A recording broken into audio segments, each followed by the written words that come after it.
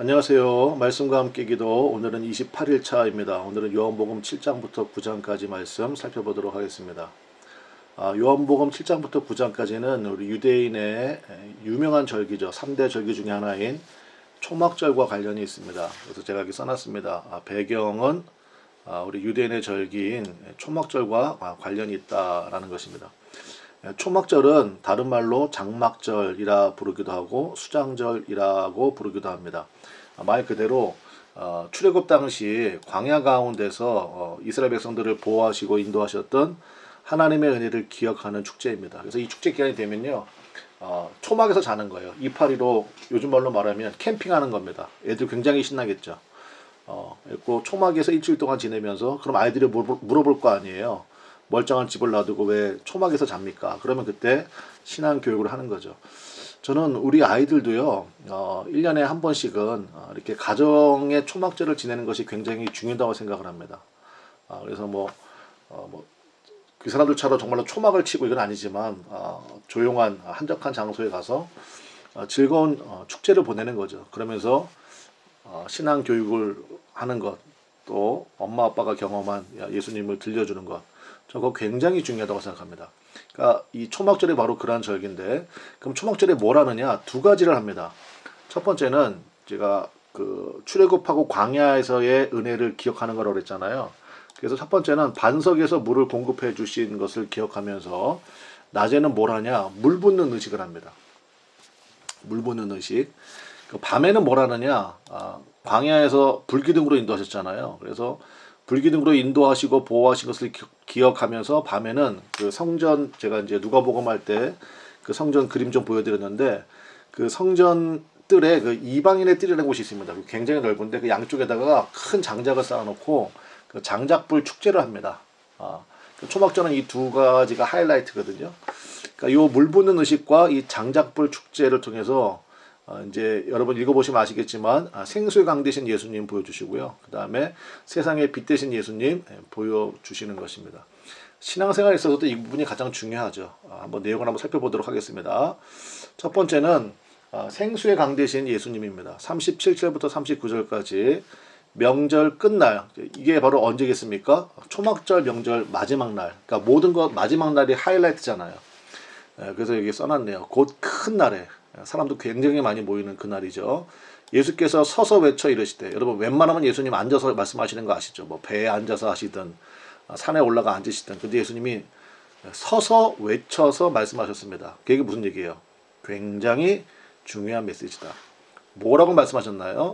누구든지 목마르거든 내게로 와서 마시라. 나를 믿는 자는 성경의 이름과 같이 그 배에서 뭡니까? 생수의 강이 흘러나오리라 하시니, 이는 그를 믿는 자들이 받을 성령을 가리켜 말씀하신 것이라. 정말 이거 암송 구절입니다. 하나씩 살펴보겠습니다. 첫 번째, 누구든지 목마르거든.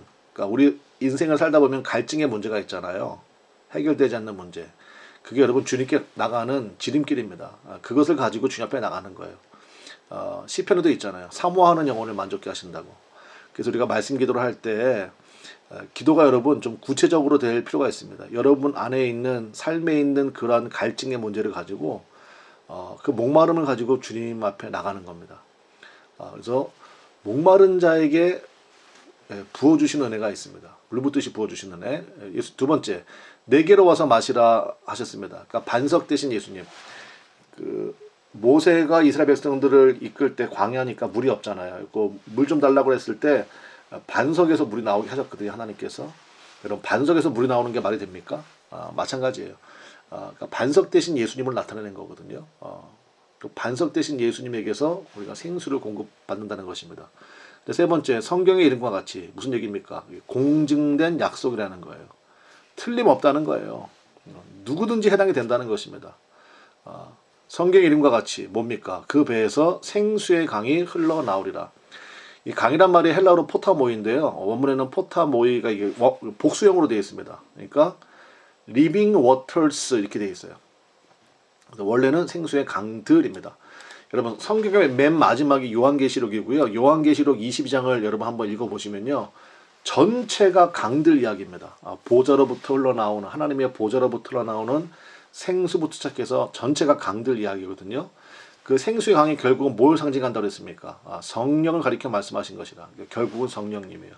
그래서 우리에게 물 붓듯이 부어주시는 성령님의 은혜가 있다는 것입니다. 이게 생수의 강이고요. 자, 8장으로 넘어가 보겠습니다. 8장에 넘어가면 여기에 간음하다가 현장에서 잡힌 여인 이야기가 나옵니다. 그러니까 6절에도 나오죠. 일종의 함정이었습니다. 여러분, 간음하다가 현장에서 잡혔으면 남자도 같이 끌려와야 되잖아요. 그러니까 남자는 없어요. 그러니까 제가 보니까 이 여자도 함정에 빠졌던 것 같아요. 물론 행실이 좋지 않은 여인이었던 것 같습니다.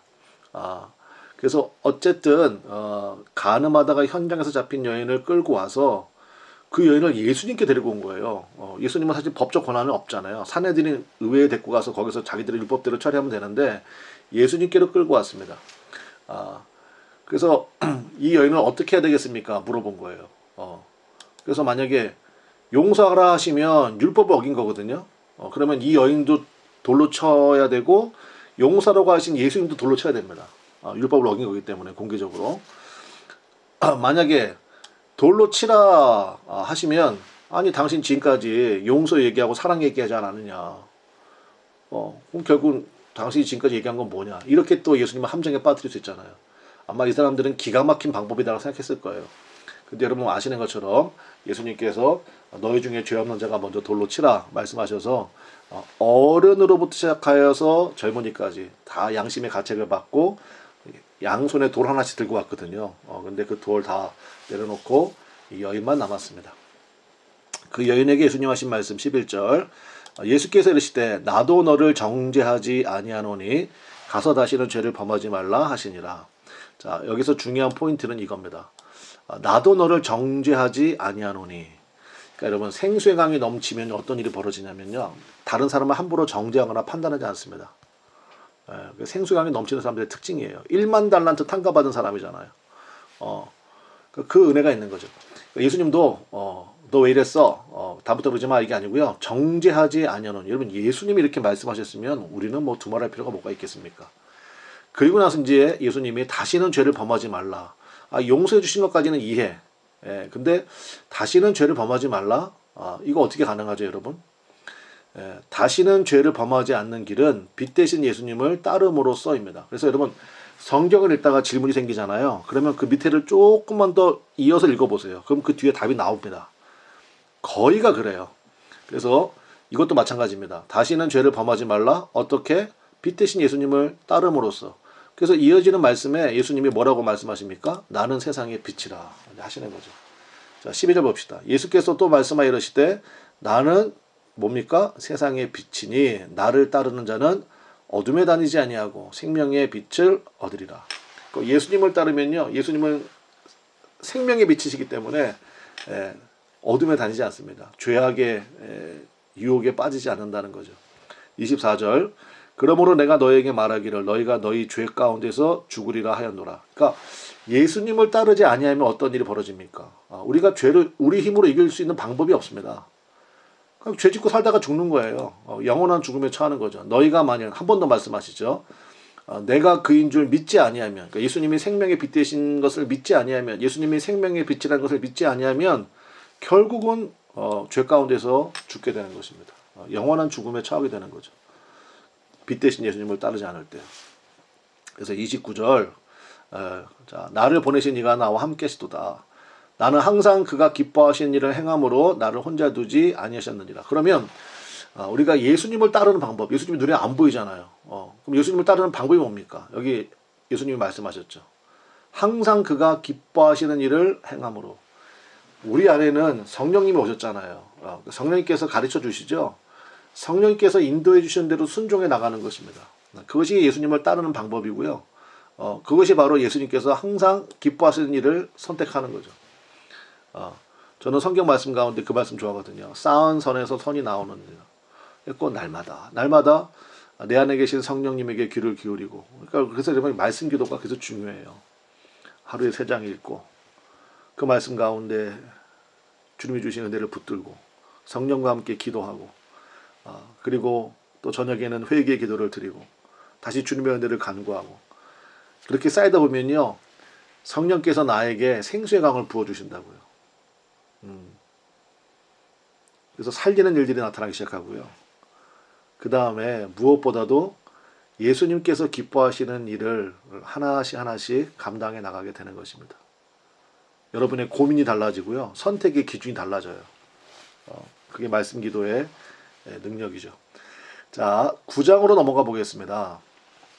9장에 가시면 이제 여기 뭐가 나오냐면 날 때부터 맹인된 사람을 고치신 예수님 이야기가 나옵니다.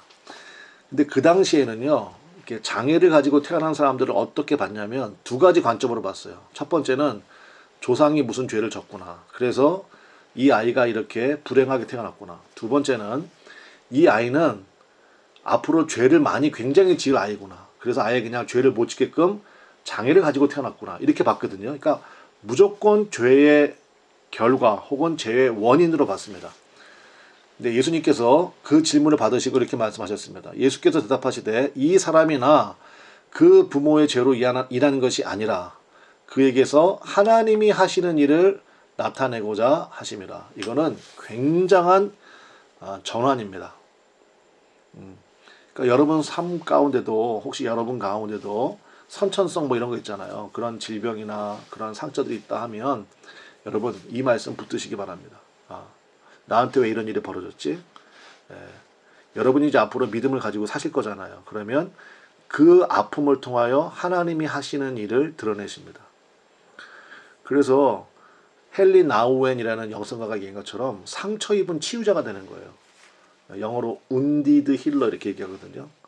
상처가 상처로 남지 않고요. 상처가 또 다른 사람에게 상처 주는 경우는 정말로 반응을 잘못한 거죠.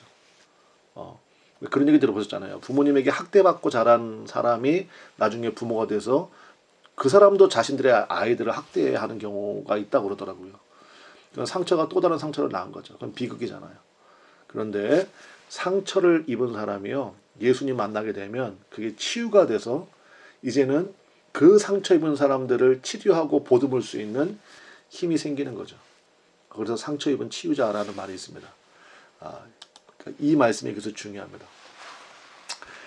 그에게서 하나님이 하시는 일을 나타내고자 하십니다. 그리고 나서 예수님이 이 사람을 고쳐주십니다. 눈뜨게 하셔요. 그리고 실제로 눈을 뜨게 된 이 사람이요. 24절부터 34절, 36절부터 38절에 보면 증언을 하거든요. 여러분 이 말씀 꼭 묵상해 보시기 바랍니다. 그냥 구걸하던 자가 아니었다라는 것을 볼 수 있습니다.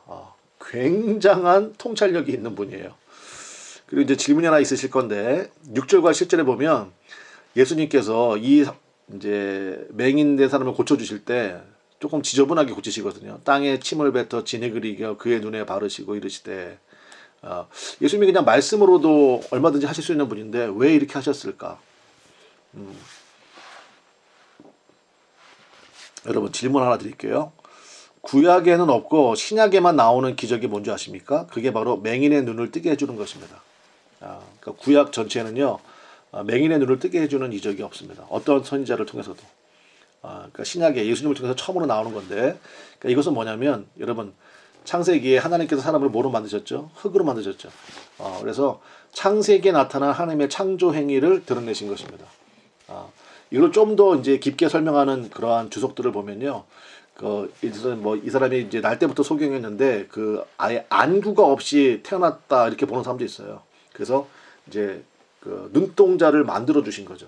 그걸 만들어서 이제 넣으시고 뭐 이렇게 했다 설명하는 경우도 있는데 물론 그것도 뭐 일리가 있습니다만은 저는 그것보다도 창세기에 나타난 하나님의 창조 행위의 재현.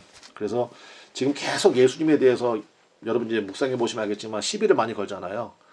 그것을 치유해 주시는 그러한 말씀이다 이렇게 봅니다.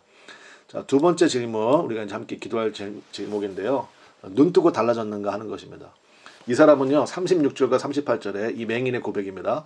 대답하여 이르되 주여 그가 누구시니까 내가 믿고자 하나이다. 예수께서 이르시되 네가 그를 보았거니와 지금 너와 말하는 자가 그이니라. 이르되 주여 내가 믿나이다 하고 절하는지라. 그전에 맹인이었으니까 자기를 고쳐주신 분이 누군지를 몰랐던 거예요. 근데 눈 뜬 다음에 그분을 찾았죠.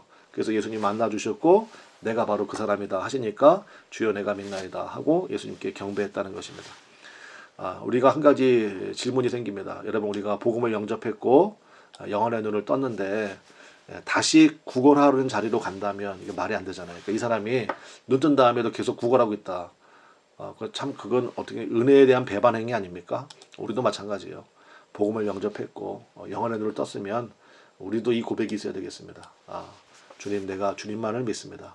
생명의 빛 대신 생수의 강이 되신 예수님만을 믿습니다. 하고 예수님만을 경배하고 바라보는 우리들의 삶이 되어야 되지 않겠습니까? 자, 여러분 오늘도 7장부터 9장까지 여러분 이제 묵상하시고 거기서 여러분 성령께서 깨닫게 하시는 말씀을 붙들고 깊은 기도의 자리로 들어가는 은혜가 있으시기를 바랍니다. 내일 뵙도록 하겠습니다. 감사합니다.